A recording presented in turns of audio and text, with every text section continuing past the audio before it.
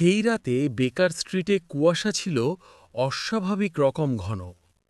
চলন্ত ঘোড়ার গাড়ির শব্দ পর্যন্ত চাপা পড়ে যাচ্ছিল, আর গোটা লন্ডন যেন এক অস্বস্তিকর নীরবতায় মোড়া। 221 নম্বর বাড়ির ভেতরে শার্লক হোমস তার চেয়ারে নিথর বসেছিলেন। টেবিলের ওপর খোলা অবস্থায় রাখা একটি পুরনো পিতলের পকেট ঘড়ির দিকে স্থির দৃষ্টিতে তাকিয়েছিলেন তিনি। এই দৃশ্যের সঙ্গে অভ্যস্ত ডক্টর ওয়াটসন কিছুক্ষণ চুপ করে তাকিয়ে থেকে অবশেষে বললেন, ওই ঘড়িটা তো 1 ঘণ্টা ধরে খোলা পড়ে আছে হোমস। আশা করি এটা আবার আপনার কল্পনার দৌড় নয়। হোমস চোখ না তুলেই বললেন, বরং ঠিক উল্টো ওয়াটসন, বাস্তবতা ইতিমধ্যেই ঘটে গেছে। ঘড়িটা শুধু স্বীকারোক্তি দিচ্ছে।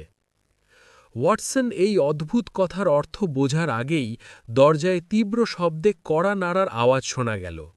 কিছুক্ষণের মধ্যেই এক ভীত সন্ত্রস্ত যুবক ঘরে ঢুকল। তার নাম এডওয়ার্ড কলিন্স, লন্ডনের এক শান্ত পাড়ার সাধারণ এক কেরানি। কথা বলার সময় তার গলা কাঁপছিল। আমার কাকা গতরাতে মারা গেছেন। পুলিশ বলছে স্বাভাবিক মৃত্যু, কিন্তু আমি জানি তা নয়। তিনি নিজের মৃত্যুর সময় পর্যন্ত আগেই বলে গিয়েছিলেন। হোমসের চোখে হঠাৎ আগ্রহের ঝিলিক দেখা দিল। যে মৃত্যু আগেই ভবিষ্যদ্বাণী করা হয় তা খুব কম ক্ষেত্রেই দুর্ঘটনা, তিনি শান্ত স্বরে বললেন। সব খুলে বলুন। এডওয়ার্ড জানাল, তার কাকা আর্থার কলিন্সের কাছে একটি প্রাচীন দেওয়াল ঘড়ি ছিল, বহু বছর আগে এক পূর্বপুরুষের কাছ থেকে পাওয়া। মৃত্যুর কয়েক রাত আগে থেকে আর্থার অভিযোগ করছিলেন যে ঠিক রাত 12:15 ঘড়িটি ফিসফিস করে তার নাম ডাকছে। তিনি ক্রমশ উদ্বিগ্ন, অনিদ্রাগ্রস্ত ও আতঙ্কিত হয়ে পড়ছিলেন। গত রাতে ঠিক 12:15 তিনি নিজের স্টাডি ঘরে লুটিয়ে পড়ে মারা যান। ঠিক সেই সময় ঘড়িটাও থেমে যায়, ফিসফিস করে বলল এডওয়ার্ড, আর মৃত্যুর পর আবার চলতে শুরু করে। হোমস সঙ্গে সঙ্গে উঠে দাঁড়ালেন। ওয়াটসন, কোট আর নোটবুক নিন। আমরা এমন এক ঘড়ির কাছে যাচ্ছি যা খুব বেশি জানে। কলিন্সদের বাড়িটি পুরনো হলেও যত্নে রাখা। স্টাডি ঘরে ধাতু আর পালিশের হালকা গন্ধ। ডেস্কের ওপরে দেওয়াল ঘড়িটি ঝুলছিল, তার দোলক নিয়মিত দুলছে। হোমস দেহটির অবস্থান, পাশে রাখা চায়ের কাপ এবং শেষে ঘড়িটি গভীর মনোযোগে পরীক্ষা করলেন। ঠিক রাত 12:15 ঘড়ি থেকে খুব ক্ষীণ একটি শব্দ বেরোল, কাঠের ফাঁক দিয়ে নিঃশ্বাসের মতো। ওয়াটসনের শরীর শিউরে উঠল।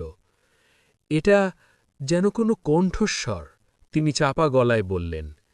হোমস ঘড়ির খোল খুলে ফেললেন। ভেতরে দেখা গেল এক চতুরভাবে লুকানো যন্ত্র, দোলকের সঙ্গে যুক্ত একটি ছোট্ট শব্দযন্ত্র। রেকর্ডিং, হোমস বললেন, সময় আর গতির সঙ্গে সক্রিয় হয়। কিন্তু এমন কাজ করবে কে? এডওয়ার্ড প্রশ্ন করল। হোমস চায়ের কাপটির দিকে তাকালেন। যে ভয়কে ভালোভাবে চেনে। চায়ের মধ্যে ধীরে কাজ করা বিষের চিহ্ন রয়েছে, ভয়ের সঙ্গে মিললে যার প্রভাব আরও বেড়ে যায়। ওয়াটসন হতবাক হয়ে বললেন, তাহলে ফিসফিসিনিগুলো শুধু ভয় দেখানোর জন্য? ঠিক তাই। ভয় হৃদয়কে দুর্বল করে, আর বিষ কাজটা শেষ করে। তারপর হোমস এডওয়ার্ডকে শেষ প্রশ্নটি করলেন, আপনার কাকার মৃত্যুর ফলে লাভবান হয় কে? এডওয়ার্ড একটু থেমে বলল, আমার কাজিন হেনরি। সম্পত্তি নিয়ে কাকার সঙ্গে তার ঝগড়া চলছিল। হোমস পুলিশ ডাকালেন। মুখোমুখি হওয়ার পর হেনরি সব স্বীকার করে নেয়। কয়েক সপ্তাহ আগেই সে যন্ত্রটি বসিয়েছিল, বিকৃত কণ্ঠে ফিসফিসানি রেকর্ড করে কাকাকে মানসিক আতঙ্কে ভোগানোর জন্য, আর চায়ের সঙ্গে বিষ মিশিয়েছিল। ফিরে এসে বেকার স্ট্রিটে ওয়াটসন চুপচাপ বসে রইলেন, আর হোমস পকেট ঘড়িটি বন্ধ করলেন। সময়কেই যেন খুনের অস্ত্র বানানো হয়েছিল, ওয়াটসন বললেন। হোমস মাথা নাড়লেন। সময় নিজে কাউকে মারে না ওয়াটসন, কিন্তু সে এক ভীষণ বাধ্য সহযোগী। বাইরে বিগ ব্যান্ড ঘণ্টা বাজল, আর কুয়াশা সেই শব্দটুকুও গিলে ফেলল।